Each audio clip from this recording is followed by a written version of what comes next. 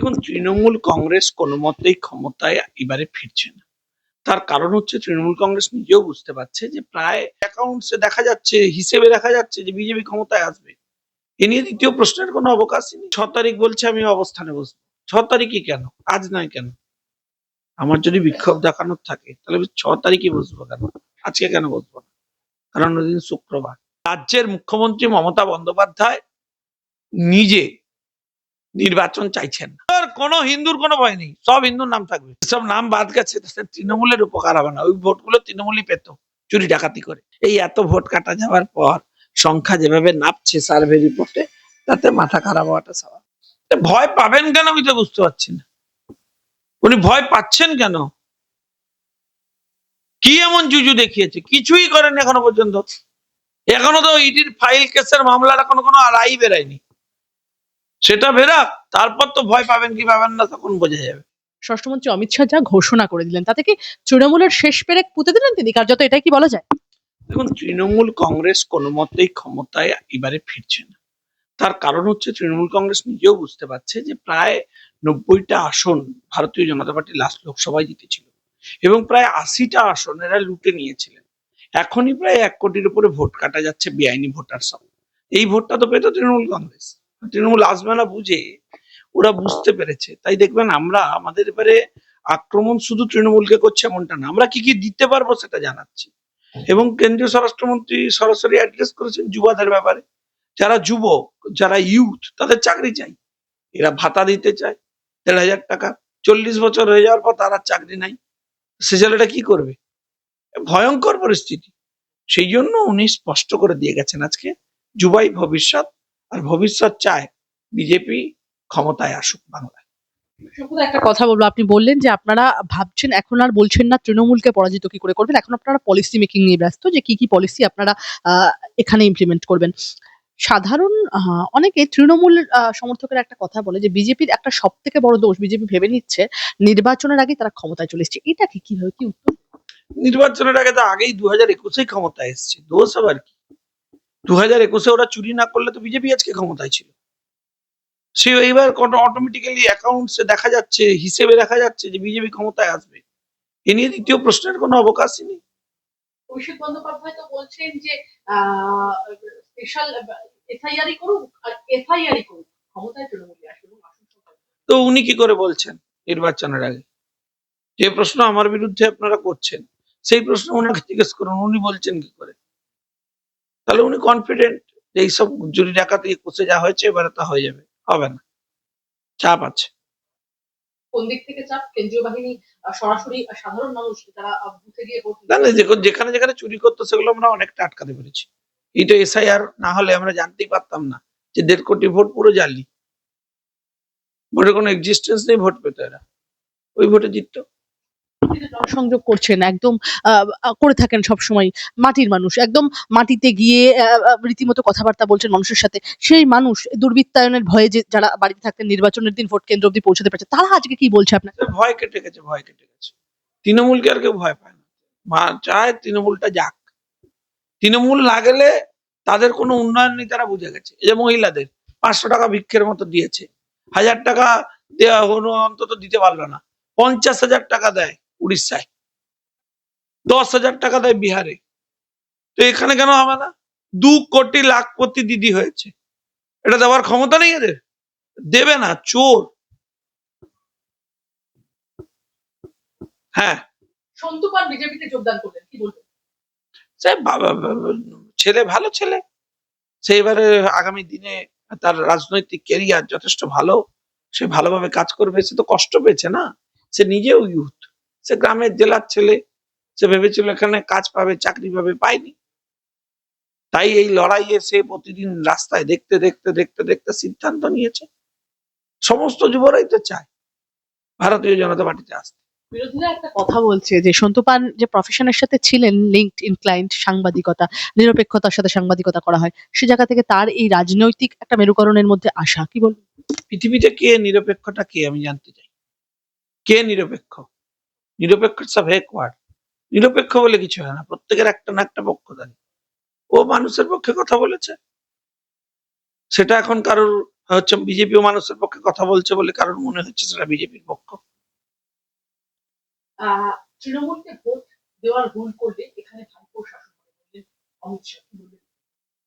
দেখুন, উনি তো বুঝতে পারছেন নেক্সট জেনারেশনে কে চালাবেন সেটা সবাই বুঝতে পারছেন।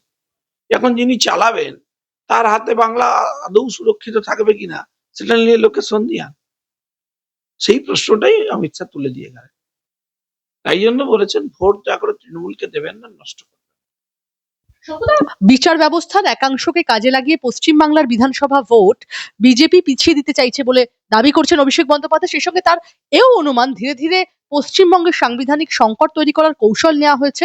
তাহলে কি পশ্চিমবঙ্গে রাষ্ট্রপতি শাসন বা অনুরূপ কোনো সাংবিধানিক ব্যবস্থার মধ্যে বিধানসভা নির্বাচন হবে? এই প্রশ্ন আমার আপনার কাছে, এবং এই প্রশ্নে কার্যত হুঁশিয়ারির সুরে অভিষেক বারবার বলছেন, রবিবার বলেছেন যে করে দেখুক না রাষ্ট্রপতি শাসন। কি বলবেন? কোর্টে গিয়ে গেছে, আমাকে একটা কথা বলুন, কোর্টে গেছে কে? তৃণমূল কংগ্রেস। ম্যাটার কোর্টে আছে, কোর্ট ডিসাইড করবে। এখন 60 লাখ এখনো বাকি তাদের সব চেক করা, বিচারকরা সব দেখছেন, মাননীয় বিচারকরা। যদি সম্পূর্ণ হয় একরকম ব্যবস্থা, সম্পূর্ণ না হলে কি হবে কোর্ট বলে দেবে, গাইডলাইন দেবে। আমরা নির্বাচনের জন্য প্রস্তুত, কালকে হলে কালকে জিতবো, এখন হলে এখনই জিতবো। কনফিডেন্ট মানুষের কাছে যাচ্ছি, মানুষ বলছে তাই। আমি তো চুরি ডাকাতে আটকাতে পারলে 21-এই জিতে গেছিলাম। চুরি করেছে ভোট, তাই জিতেছে। বিজেপি কি সেই মেশিনারি তৈরি হয়েছে যেখানে চুরি ডাকাত ধরার জায়গা কি তৈরি হয়েছে? আরে কোন দিন মমতা ব্যানার্জি তৈরি হয়েছিল নাকি যাদবপুর ইলেকশনের সময়? মানুষ কল নিয়ে নিয়েছিল, আদলা আজবটি নিয়ে লোকে বেরিয়ে পড়েছিল, কল নিয়েছে। তখন যে ক্ষমতায় সিপিএম ছিল তারা করতে দিত নাকি? সোমনাথ চট্টোপাধ্যায় ক্যান্ডিডেট ছিলেন, মমতা বন্দ্যোপাধ্যায় লড়াই করেছেন, মানুষ মমতা বন্দ্যোপাধ্যায় তখন সাথ দিয়েছেন। এখন মানুষ ওনার বিরোধিতা করছে, ফলে উনি ক্ষমতায় আসবেন না। মানুষ এখন আমাদের সাথে রয়েছেন, মানুষ সত্যের সাথে রয়েছেন, ফলে মানুষই বিরোধিতা করবেন, মানুষই কোমর বেঁধে নেমে ভোট দেবেন, ভয়কে জয় করবেন। অভিষেক বন্দ্যোপাধ্যায়ের বক্তব্য যে যদি মে মাসের 5 তারিখের মধ্যে এফআইআর প্রক্রিয়া সম্পন্ন করতে হয় তাহলে 20 মার্চের মধ্যে ভোট ঘোষণা করতে হবে। এর মধ্যে 60 লক্ষ মানুষের নামে বিবেচনা করা 500 আধিকারিকের পক্ষে সম্ভব কিনা সেই প্রশ্ন তুলছে। তার তো একাধিক প্রশ্ন, তার প্রশ্নের কে উত্তর দিতে চায়? খুবই খারাপ একজন কুইজ মাস্টার, আরে জানা উত্তরগুলোর প্রশ্ন করে। কে খুব খারাপ উপযোগ? ওই যে আপনি যার কথা বললেন, অভিষেক বন্দ্যোপাধ্যায়। খুবই খারাপ কুইজ মাস্টার। ওর অ্যাডভাইসার হচ্ছে ডেরেক ওব্রায়েন। ডেরেক ওব্রায়েনের বলে দেওয়া উচিত যে প্রশ্ন যখন করবে জানা উত্তরগুলোর প্রশ্ন করবে। ও জানা উত্তরের প্রশ্ন করে, সবাই জানে, সবাই জানে উত্তর। উত্তর হবে না তো হবে না, হবে তো হবে, না হলে রাষ্ট্রপতি শাসন হবে, হলে রাষ্ট্রপতি শাসন হবে না। দীর্ঘদিনের ছাত্র রাজনীতি করে এসেছে। দেখুন, এটা তৃণমূল কংগ্রেস বলতে পারে, কারণ তৃণমূল কংগ্রেসের অফিসাররা যা কাণ্ড কারখানা করছিলেন ইলেকশন প্রসেসের মধ্যে, সেটা কোর্টও বলেছে যে এদের হাতে রাখা উচিত না, তাই ম্যাটার শিফট করে গেছে। আমি বলবো অভিষেক বন্দ্যোপাধ্যায় একদম পরিসংখ্যান দিয়ে দাবি করছেন যে শনিবার কমিশন যে তালিকা প্রকাশ করেছে তা যদি 20শে ফেব্রুয়ারির কমিশন প্রদত্ত তালিকার সঙ্গে মেলানো যায় তাহলে দেখা যাবে নতুন ভোটারের সংখ্যা কমে গিয়েছে এবং 7 নম্বর ফর্মের মাধ্যমে বাতিল ভোটারের সংখ্যা বেড়ে গিয়েছে। তার এও একটা অভিযোগ রয়েছে যে বিবেচনাধীন তালিকায় 46 লক্ষ নাম জবরদস্তি অন্তর্ভুক্ত করেছে কমিশন এবং তা করা হয়েছে বিজেপির বেঁধে দেওয়া লক্ষ্যমাত্রা অনুযায়ী। কি বলবো? উনি তো কোর্টে গেছেন, সব কোর্টে নিয়ে যান, কমিশনকে হচ্ছে ফুল কমিশন এটা প্রমাণ করুন। ডকুমেন্ট তো ওনার কাছে আছে, এভিডেন্স ওনার কাছে আছে, উনি তাই নিয়ে যাবেন। উনি যাচ্ছেন না কেন? উনি যেতে পারছেন না কেন? ওনার কাছে কিছু নেই কেন? উনি যান এগুলো নিয়ে, মাঠে নামুন, আমরা তো দেখতে চাই কি দেখতে চান? যে ওনার কাছে কি ডকুমেন্ট আছে যার জন্য ইলেকশন কমিশনকে লোকে সেন্সার করবে। করছে না তো, প্রমাণ করতে পারছে না তো, প্রেস কনফারেন্স করে কি হবে রাহুল গান্ধীর মতো ওই হল্লা করে? এসব হচ্ছে ব্যর্থ চিৎকার, নির্বাচনে হেরে গেছি বলে আগে থেকে এক্সকিউজ দিচ্ছে। ফলে আপনি কি মেনে নিচ্ছেন যে তৃণমূল কংগ্রেস আসন্ন নির্বাচনে হেরে গিয়েছে? হ্যাঁ, হারেননি, নাহলে 6 তারিখ বলছে আমি অবস্থানে বসবো। 6 তারিখই কেন, আজ নয় কেন? আমার যদি বিক্ষোভ দেখানোর থাকে তাহলে আমি 6 তারিখই বসবো কেন, আজকে কেন বসবো না? কারণ ওই দিন শুক্রবার। যে রাজ্যের মুখ্যমন্ত্রী বলেছিলেন শুক্রবারটা ওদের একটু ছেড়ে দিতে হয়। এরা বলেছিলেন যে 28 তারিখ রেজাল্ট বেরোলে বিশাল গন্ডগোল হবে, চারিদিক ঝামেলা লেগে যাবে। কিছুই হয়নি, লোক সব মেনে নিয়েছে।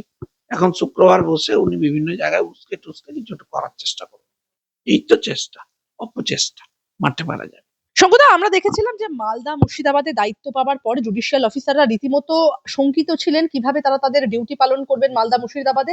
এবারে তৃণমূল সেনাপতির অভিযোগ যে মালদা মুর্শিদাবাদ উত্তর দিনাজপুরের বহু বিধানসভায় 70 থেকে 80% নাম একদম বিবেচনাধীন তালিকায় রাখা হচ্ছে, বেছে বেছে মহিলা, তফসিলি জাতিভুক্ত মানুষ এবং সংখ্যালঘুদের নাম নিয়ে এই কারসাজি করা হচ্ছে বলে অভিযোগ। তার অভিষেকের বক্তব্য, এরা বিজেপিকে ভোট দেন না বলেই অভিসন্ধি নিয়ে তাদের টার্গেট করা হচ্ছে। কি মালদা এবং মুর্শিদাবাদ যে এলাকায় তার যে বর্ডার আছে, তার যে কানেকশন আছে, এবং সেখানে যত বেআইনি ভোটার টোটার সব তৈরি করেছে তৃণমূল কংগ্রেস, সেসব কাগজপত্র প্রপার ঠিক নেই বলে সেগুলো কোশ্চেন হয়ে গেছে।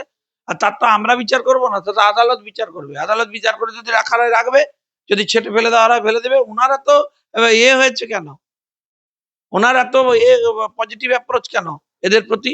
যত অনুপ্রবেশকারীদের সাথে এরা, প্রধানমন্ত্রী ঠিকই বলেছেন, আবার চলে গেছে সুপ্রিম কোর্টে লড়াই করতে। এইসব জ্বালা হয়েছে, এখন কাটা পড়ছে বলে ভোট।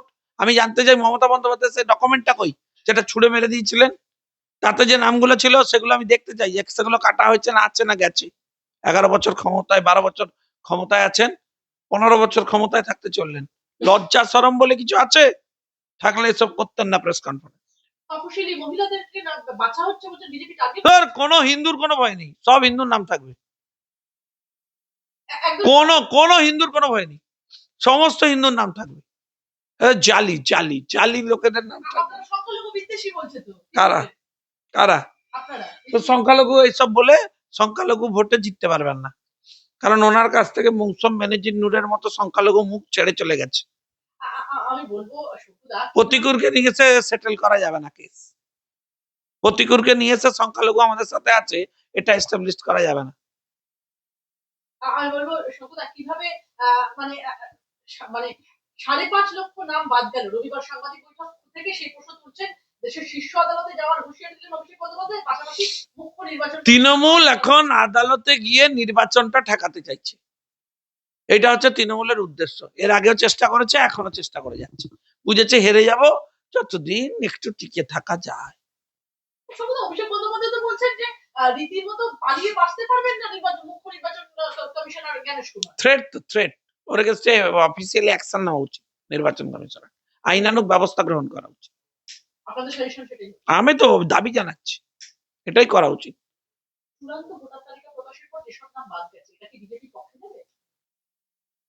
তৃণমূলের পক্ষে তো যাবে না। যেসব নাম বাদ গেছে তাতে তৃণমূলের উপকার হবে না, ওই ভোটগুলো তৃণমূলই পেত চুরি ডাকাতি করে।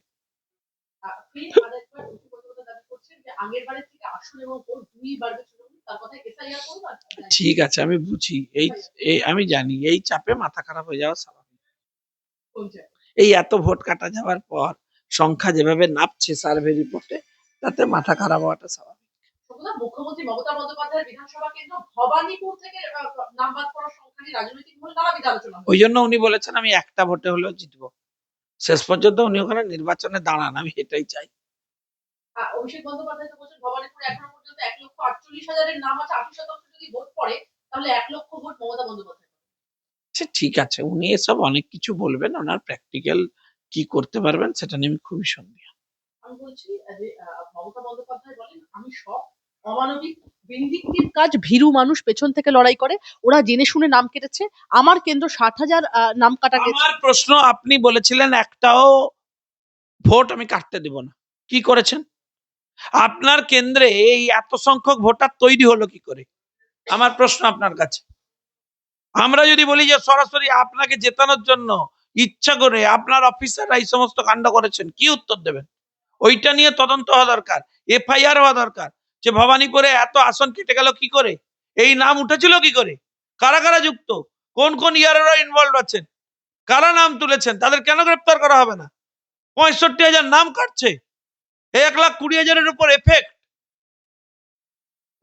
আমি বলবো রীতিমতো মমতা বন্দ্যোপাধ্যায় বলছেন যে আমার বিশ্বাস আছে ভগবানে, বিশ্বাস আছে মায়ের ওপর, বিশ্বাস আছে হিন্দু মুসলিম বৌদ্ধদের প্রতি, আমি ধর্নায় বসবো, আমায় মরাল সাপোর্ট দেবে। ওই তো ধর্নাতে উনি বসতে যাইছেন, তার কারণটাই হচ্ছে শুক্রবার।